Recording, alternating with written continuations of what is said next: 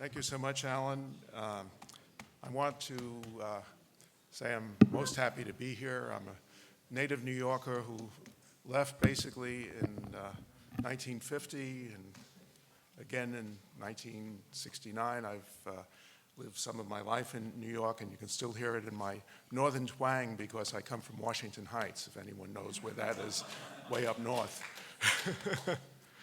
So it's a pleasure to be back in New York City, and a pleasure to be here with my two sons and one of my grandsons and my wife, who've graciously come here to hear me, and relatives. I have wonderful cousins who've gone out of their way to be here today and to hear me. I want to start first by thanking the two parents of the Felstein Society. The original parent is Sid Shayevitz, who is sitting over there. Sid came up with this idea of having a Felstein Society and labored on it for many years as president of the society, and then was very ably followed by Alan Bernstein, who decided that this would be a very appropriate thing to do to mark the 100th anniversary of the terrible pogroms that all of us who have relatives, ancestors from Felstein know about and experienced deep in our hearts. My father had the experience of being in both the Pskov pogrom and the Felstein pogrom, so it's something that is a very painful memory to me, carrying it on from my father.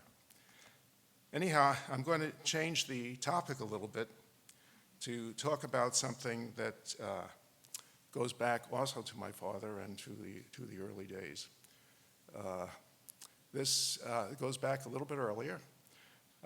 This is before the pogroms in the 19th century, and it changes the frame somewhat from what life was like in Felstein to what life was like on the other side of the tracks, basically for the very wealthy Jews.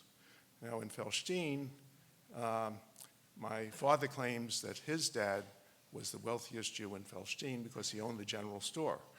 Well, according to the Yiska book, that's not true. So I'm not going to take sides on this. I wasn't there, I don't know, but he had a very successful general store. But wealthy in Felstein meant that he could send his son and his daughter to gymnasium. Didn't mean that he didn't have to turn the shirts backwards after 3 years when the collars wore out so you could still wear them again. It didn't mean that he didn't have to walk through the combination of mud and animal and human feces when it rained in Felstein to get to the center of town. So it was a different frame of reference than we would have today. It didn't mean that he had running water in the house.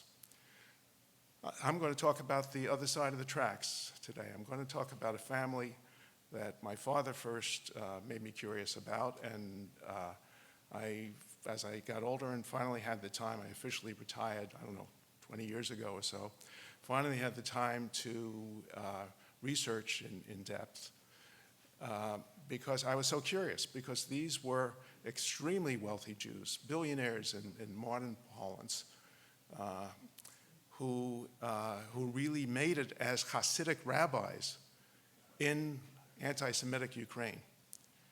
And I've been hearing about them since I was a little child.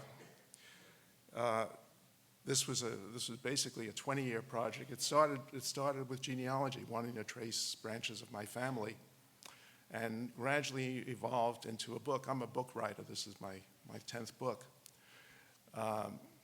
And I'm very happy that I just was able to finish it before the meeting today, and I'd like to share with you a central part of the book, which is the story of these two brothers who started with nothing and became the equivalent of billionaires today. The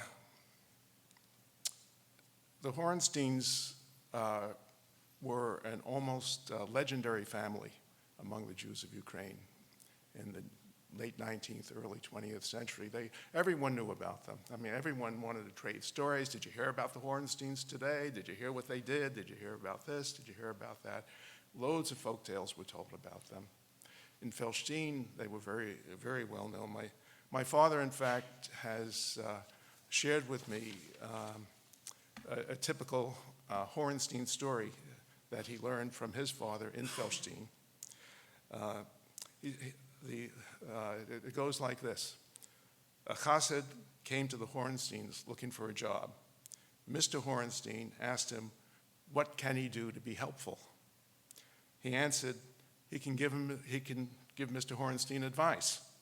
So Mr. Horenstein said, okay, you're hired. Now tell me how I can get rid of you.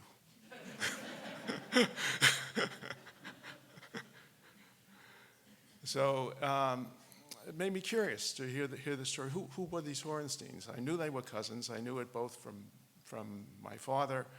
I knew it also from my father's first cousin, Edith Sonneman, whose daughter is here in the audience today, I'm pleased to say. Horenstein would hit upon me at various times in my life without having any idea of when and how. When I was about 7 years old, I started to study classical piano. For many years, I studied classical piano. And so it got me interested in classical music, started collecting record albums. And one of those days, I was looking at albums, and I started seeing an album by a man whose last name was Horenstein. So not only was he on this album, but he was on this album, this album, this album, this album, this album, this album. These are just a few of his albums. Yasha Horenstein.